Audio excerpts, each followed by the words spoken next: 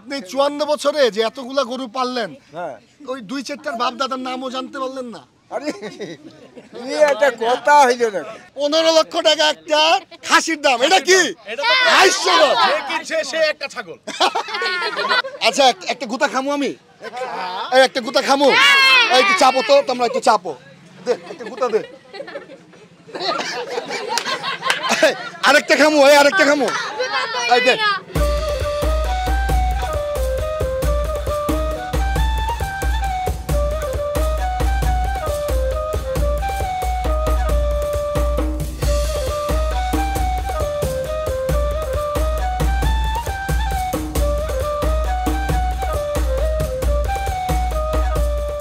গরু যখন গৃহস্থ এবং প্রান্তিক খামারিদের মধ্যে সীমাবদ্ধ ছিল, তখন কিন্তু গরুর দাম নাগালের মধ্যেই ছিল এবং সাধারণ মানুষ কিন্তু সহজলভ্য আকারে গরু কিনতে পারত। কিন্তু যখন থেকে গরু বড়লোকদের অ্যাগ্রো ফার্মে ঢোকা শুরু করলো, তখন থেকেই কিন্তু গরু আর গরু রইল না। গরু হয়ে গেল ওয়ার্ল্ড চ্যাম্পিয়ন, হ্যাঁ, মডেল হয়ে গেল, ইভেন র্যাম শো করলো, তাদের বংশমর্যাদা হইল। হ্যাঁ, এখন কিন্তু গরু আর গরুর পর্যায়ে রইল না, গরু হয়ে গেল সেলিব্রিটি এবং তাদের দাম হয়ে দাঁড়ালো 80 লক্ষ থেকে প্রায় 1 কোটি টাকা। তো আসসালামু আলাইকুম বন্ধুরা, আপনারা দেখতেই পাচ্ছেন আমরা কিন্তু আছি ঐতিহ্যবাহী শ্মশানঘাট গরুর হাটে। তো আমরা খোঁজার চেষ্টা করব যে এই হাটে কোনো বংশমর্যাদা সম্পন্ন গরু আছে কিনা। কি দেখবো সবাই? তো বংশমর্যাদা সম্পন্ন গরু আছে কিনা আরো দেখার চেষ্টা করব, কোনো সেলিব্রিটি গরু আছে কিনা, কি খুঁজবো?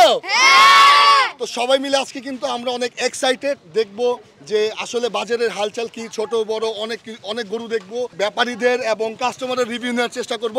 তো আপনারা আমাদের সাথে থাকবেন এবং আমাদের এই ভিডিওতে অবশ্যই আপনাদের মন্তব্য করে জানাবেন। কি জানাবে? ওকে, চলুন। আপনার গরু কি মানে র্যাম শো করে? না, র্যাম শো বলতে র্যাম শো মানে মডেলিং করে? না না না। বা এটা কি কোনো শুটিং টুটিং করে এই গরু? না না না, কোনো কিছুই করে না।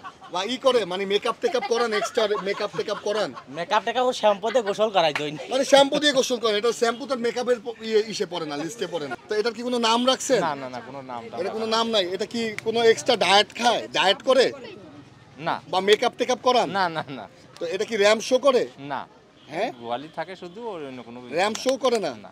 এটা কোনো বংশ মর্যাদা আছে এক্সট্রা কোনো? না না, এত নাম করে। কোনো ভাইরাল গরু আছে, চ্যাম্পিয়ন গরু আছে? না না। কোনো সার্টিফিকেট ওয়ালা গরু আছে? না। কোনো বংশ মর্যাদা ওয়ালা গরু আছে? মানে বাপ দাদা চাচা বা 100 বছরের কোনো সার্টিফিকেট ওয়ালা গরু আছে? না না না। হ্যাঁ, এই সবে কোন দেশি কথাবার্তা? এইটাই হচ্ছে কথা। মানে এটি কোন প্রশ্ন এটা? হ্যাঁ, এটা কোন প্রশ্ন? ওর বাপ দাদা কিটা, ওর বংশ কিটা? আপনার আমি সব ভাঙ্গা বলতেছি, কিন্তু আপনি আগে আমার উত্তর দেন। মানে আপনারা যে গরুগুলো আনছেন এর মধ্যে কি বংশ পরিচয়ওয়ালা কোনো গরু আছে?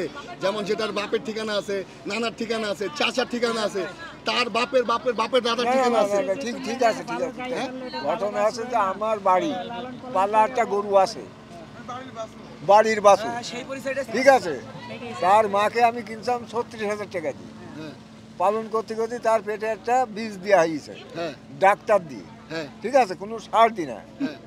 এখন ওই ডাক্তার ওই সারের বীজ কোথায় পাইলো ওটা আমি কি করে জানলাম? রাইট, কথা কিন্তু একদম যৌক্তিক।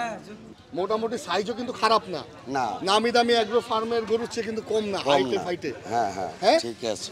এটার কোনো বংশ মর্যাদা পিতৃ পরিচয় নাই কেন? পিতৃ পড়ছে কেমনি রাখবো? তো ওর পিতৃ পরিচয় আমি হাটের থেকে কিনেছি, বাছুর কিনে পালছে, এখন ওর পিতৃ পরিচয় আমি দিতে পারবো না। দিতে পারবো ওর যে ওর আসল মালিক। একদম রিয়েল সত্য কথা বলছেন। আপনার অসংখ্য ধন্যবাদ। দাম কত চাচ্ছেন? আমরা 4 লাখ টাকা দাম চাচ্ছি। 4 লাখ টাকা দাম চাইলেন? তা এত দাম চাইলেন তো আপনার গরু মেকআপ করে না, হ্যাঁ, জিম করে না, এক্সট্রা অর্ডিনার কোনো কিছু নাই, এটা বললেন যে শাহিওয়াল জাত, দাম চাইলেন 4 লাখ। এটা কি আপনার কাছে বেশি মানে যৌক্তিক মনে হইলো? না, দাম একটু কম আছে, আমরা তো একটু চাচ্ছি একটু বেশি। ও, এই 4 লাখ আপনার কাছে বেশি মনে হলো? তাহলে আরো কিছু মানুষ তো আছে যে নাম বংশ পরিচয় এগুলা দিয়ে তো গরু 1 কোটি টাকা 80 লক্ষ টাকা চাচ্ছে। তাহলে আপনি তো হিসাবে অনেক কম চাইছেন। এখন যদি আমি বলি, হ্যাঁ, দাম কত হাঁকাচ্ছেন এটার? এটা 7.5 লাখ চাচ্ছি। 7.5 লাখ টাকা দাম হাঁকাচ্ছেন। তো এই 7.5 লক্ষ টাকা যদি আমি এই গরুটা কিনা যদি কোরবানি দেই, তাহলে কি আমার কোরবানিটা হবে? কারণ এটা তো কোনো বংশমর্যাদা নাই, এটা সেলিব্রিটি না, এটা কোনো চ্যাম্পিয়ন না। এটা তো চ্যাম্পিয়নের কুরবানি, তো কুরবানির চ্যাম্পিয়নের কি দরকার আছে? এই যে এক্স্যাক্টলি এক্স্যাক্টলি। এটা কি দরকার আছে চ্যাম্পিয়ন? এটা আমি কুরবানি করবেন আপনি, এটা কুরবানি তো কুরবানি। একজন এসে এতে কত মন মাংস আছে, মাংস কিনতে এসে না কুরবানি করার জন্য এসে তারা? অবশ্যই হবে, যে বংশমর্যাদা মানে কি, এটা তো আল্লাহর তরফ থেকে আইছে যে এটা গবাদি পশু আছে, কুরবানি দিতে হবে। কিন্তু যদি ওই যে হরিণ কুরবানি দেয়, হরিণ কুরবানি হয় না, কিন্তু ওটা তাহলে যারা এই বংশ মর্যাদার নামে বেশি দামে বিক্রি করতেছে তাদের কি বেশি সওয়াব হবে? না না না না, বংশমর্যাদা দিয়ে কুরবানি দিয়ে তাদের কুরবানিটাই কবুল হবে না। দাম কত চান এই লাল পাহাড়ের? 3.5 লাখ। আপনি 3.5 লাখ টাকা চাইলেন? জি। মাত্র 3.5 লাখ টাকা চাইলেন আপনি? আপনার তো এটা চাওয়া উচিত ছিল 30 লক্ষ টাকা। না, 30 লক্ষ টাকার গরুটা নাই। হ্যাঁ, 30 লক্ষ টাকার গরুটা নাই। আপনি 30 লক্ষ টাকার গরু এটা না। আপনার নাম পরিচয় অ্যাড করে দেন, এটার নাম রেখা দেন ক্যাটরিনা ক্যাফ, সালমান খান, হ্যাঁ হ্যাঁ, রেখা দেন এগুলা। না, এমবাপ্পে রেখা দেন, এমবাপ্পে।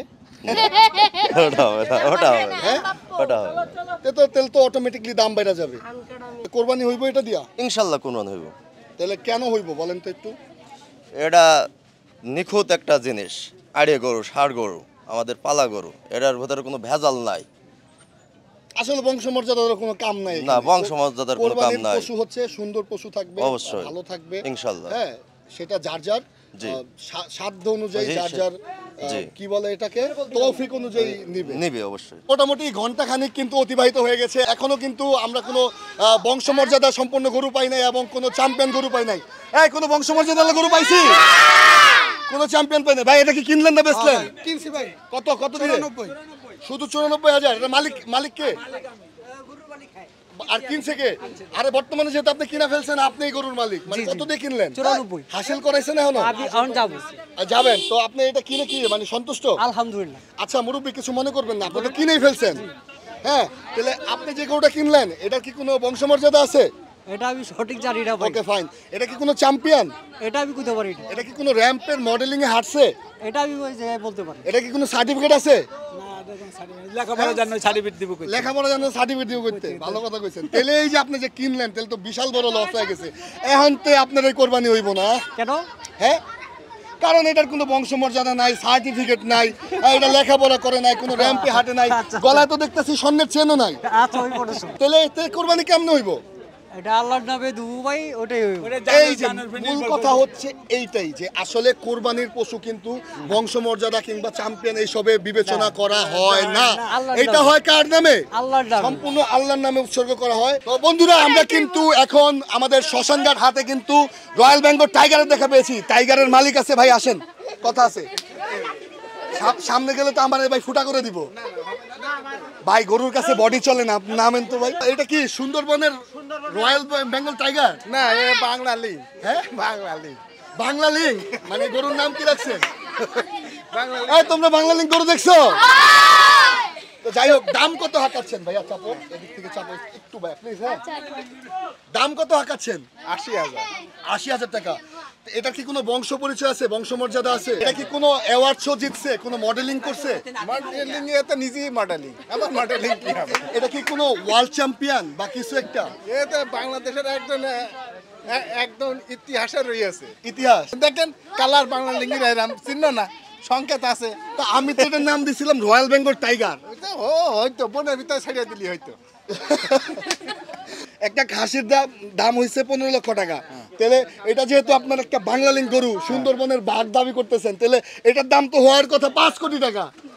তা না হইলে আর কি করা, মনে তো বলে, তা তো হয় না। মনে বলে?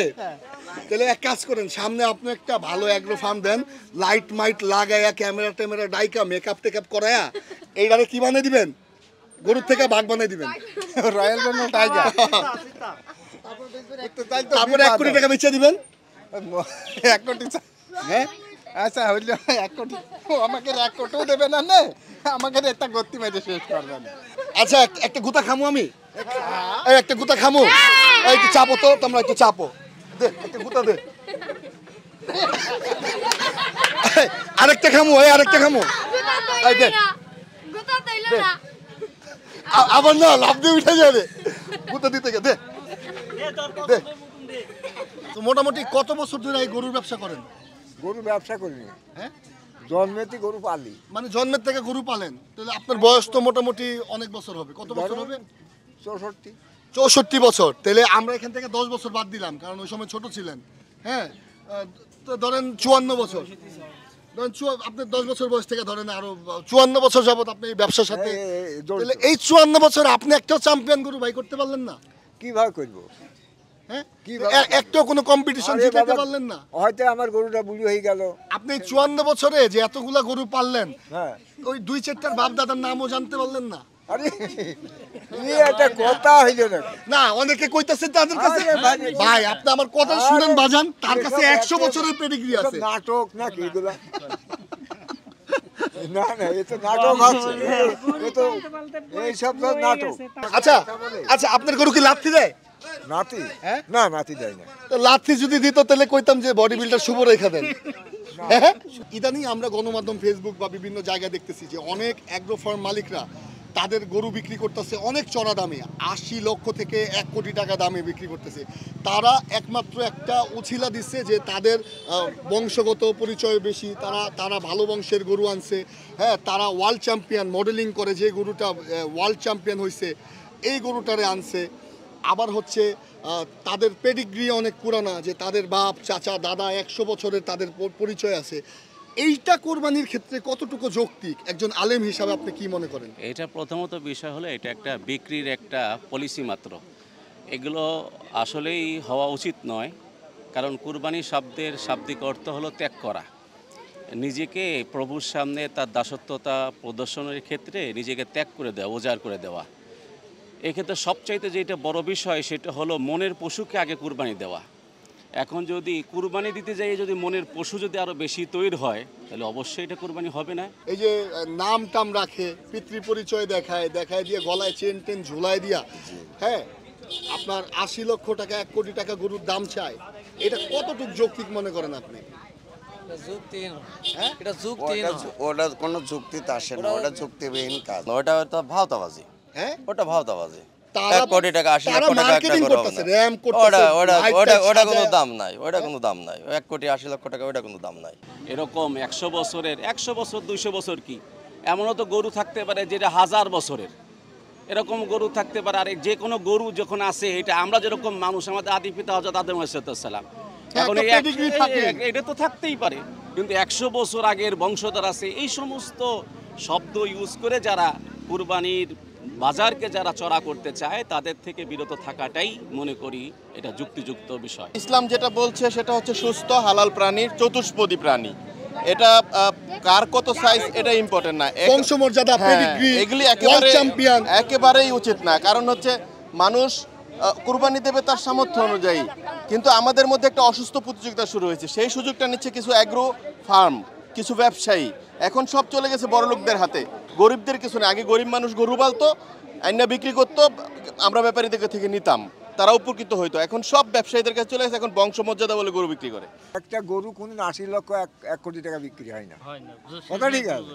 সে যত বড় কিছুই হোক না কেন, ওসব হচ্ছে যার টাকা আছে তারা হয়তো মানে নাম দেখায় যে আমরা এত টাকা, হ্যাঁ ফুটানি, এইটা হচ্ছে ফুটানি, যে আমি কুরবানি দিলাম এত লাখ টাকা দিই। আচ্ছা, এখন তো আমি সব খামারিদের সাথে কথা বললাম, এবার আমি বাচ্চাদের সাথে কথা বলবো, যারা হলো ছোট ছোট বাচ্চা, এদের সাথে কথা বলবো। এই তোমরা একটু এদিকে আসো তো। এই ভাইয়ারা, তোমরা একটা অনেস্ট রিভিউ দিবা। এখানে কি তোমার কেউ কিছু শিখাই দিছে? না। আচ্ছা, 1 কোটি টাকা দিয়ে একটা গরু কোরবানি দেওয়া উত্তম, নাকি 1 কোটি টাকা দিয়ে প্রায় 16-17 বা 20টা গরু কোরবানি দেওয়া উত্তম? কেন কত, কেন ভাই বলো তো? সবকিছুতেই পরিমাণে বেশি হচ্ছে। যেমন আমার 16টা গরু হলে সব মাংসও বাড়তেছে, একটা গরুতে তো এত মাংস হচ্ছে না। আমি 16টা গরু দিলে আর গরিব মানুষকে মূলত হক আদায় হচ্ছে। হক আদায়ের কোরবানির বিষয়টা হচ্ছে আল্লাহ তাআলার সন্তুষ্টির বিষয়, একটা হক আদায়ের বিষয়।